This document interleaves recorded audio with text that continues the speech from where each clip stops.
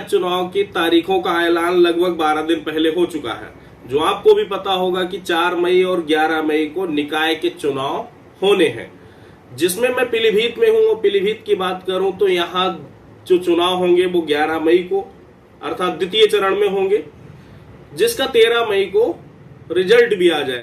कुर्सी पे काबिज होने के लिए नेता अपने साम दाम दंड भेद हर तरह का प्रयोग कर रहे हैं। अभी आपने देखा 14 अप्रैल को एक नेताजी जो अपने आप को बहुत बड़ा समाज सेवी कहते थे, एक ट्रक शराब के साथ, अवैध शराब के साथ, जिसे उत्तराखंड से मंगाया जाता है, पकड़े जाते हैं। लेकिन बड़ा सवाल ये उठता है कि वो एक ट्रक शराब आखिर किसके लिए थी? वो उस जनता के लिए थी जिस जनता को सिर्फ उस शराब में उतार के 5 साल तक बेवकूफ बनाने का काम इन नेताओं के द्वारा किया जाता है।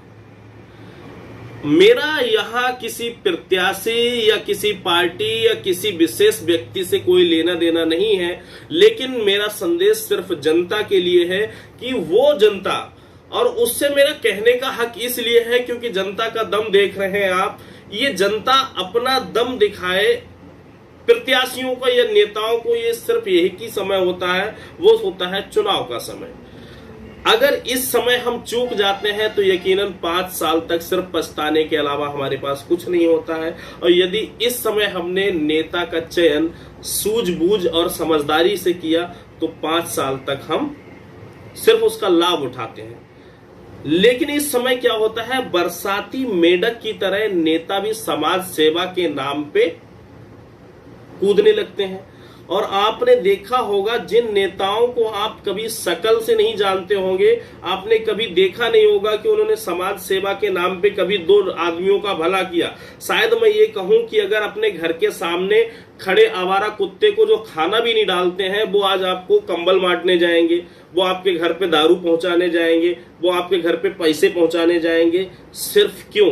क्योंकि वो 5 साल तक आपसे वोट लेके उस कुर्सी पे बैठना चाहते हैं, जिस कुर्सी पे बैठ के वो बाद में अपने चचेरे, ममेरे, फुफेरे, तहेरे भाइयों के नाम पे अवैध फर्में बनाएंगे और उन फर्मों के नाम पे टेंडर डालेंगे और उन टेंडरों के नाम पे कमीशन खोरी करेंगे और इन 5 सालों में इतना कमाएंगे कि आपकी वो सोच से परे होगा।